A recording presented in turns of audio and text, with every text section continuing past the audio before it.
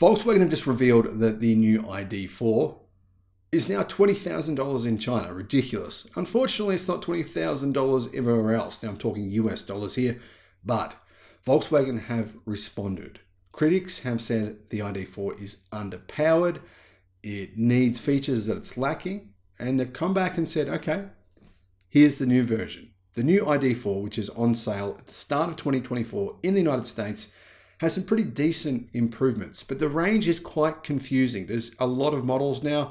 I'll try to give you a simple overview of what's available, and then you can decide whether or not you want to buy it. One thing here to point out, it does qualify for the $7,500 tax incentive, making it a very affordable electric car based on its size. It's pretty good value for money. But there is one problem with it that I think you should probably know. Hello, my friends. Welcome to the channel. It's great to see you. Thank you for tuning in. I'm Sam Evans. You're watching the Electric Viking. Now, yes, the ID.4 is good value in the United States. It starts from around $42,000 US dollars. So that means after the tax credit, you're going to get it for about $34,500. Plus, you may be eligible for other incentives in your state. Either way, that's a pretty good buy. And there's one challenge with Volkswagen EVs. They're relatively heavy. The MEB platform has been engineered for bigger cars as well as smaller ones. And anyway, the platform is it's not ideal. It's relatively weighty, therefore ranges compared to battery pack size are pretty disappointing. Now, for example, the 82 kilowatt hour battery pack in the all-wheel drive model gives you only 255 miles of range. That's abysmally low range for a battery pack of that size. But I still think it's worth considering this car. The reason being, for 2024, it gets new motors, more power, and a better interior. Now, what exactly are you getting for your money? Well, there's an improvement in performance in the single rear-wheel drive version of around about 70 horsepower. It's going from around 210 horsepower to about 285 horsepower. Big improvement.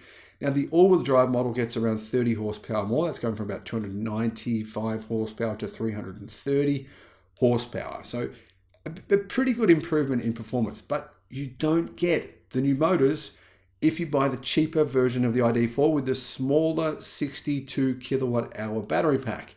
That one comes with the old, less powerful motors, which, to be honest, it's a bit slow. It's definitely one of the slowest EVs you can buy in the segment.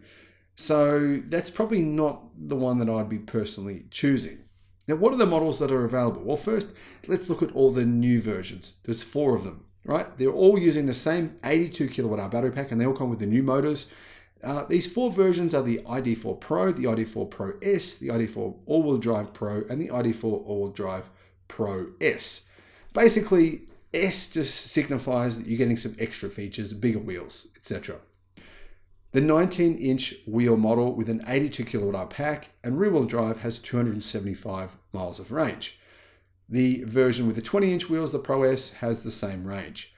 Pay a bit more, you get the all-wheel drive dual-motor version with the same size battery pack, but only 255 miles of range. Seems like a pretty low number, in my opinion, based on the size of the battery pack. Anyhow, pay a bit more than that, you get the 20-inch wheels, which surprisingly, apparently, give you the same range. I don't think that's correct in the real world, but that's what Volkswagen say.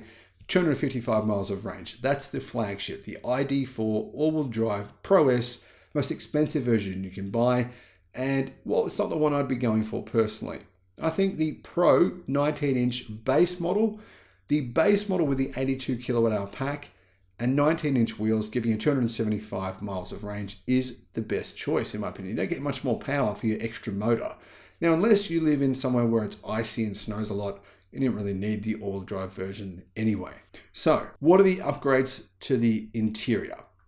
The 82 kilowatt hour battery pack version gets you a 13-inch center screen.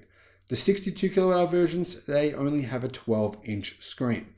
Volkswagen says the new screen, which you probably want considering the old one isn't that great, has a more intuitive climate control interface and revised menus. And the gear selector moves to a stalk on the steering column. The ID.4 S trim with the 82 kilowatt hour pack gets ventilated front seats. The S Plus trim now has a Harman Kardon 9-speaker stereo with a 16-channel amplifier.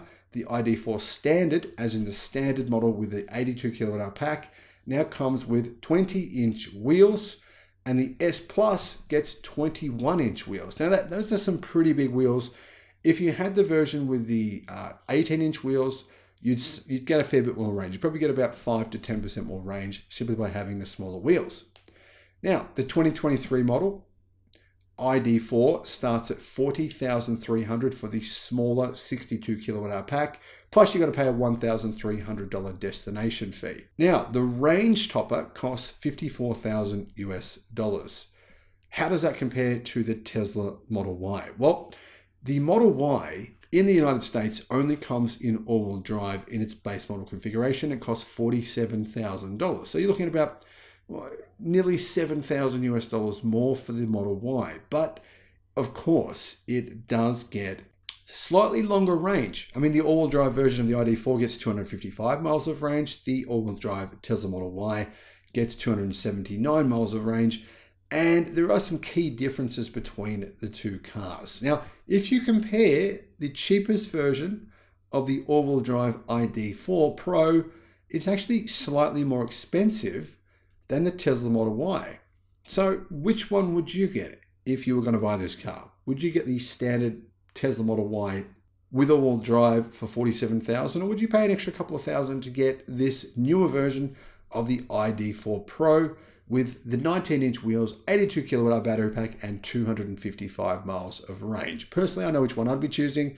I probably want to wait for the new Model Y actually, but which one would you go with? And do you think these changes to the Model Y, do you think these changes to the ID4 make it a more compelling car? Is it something that you personally would consider? I'd be interested to know. Let us know in the comments. Thank you for watching.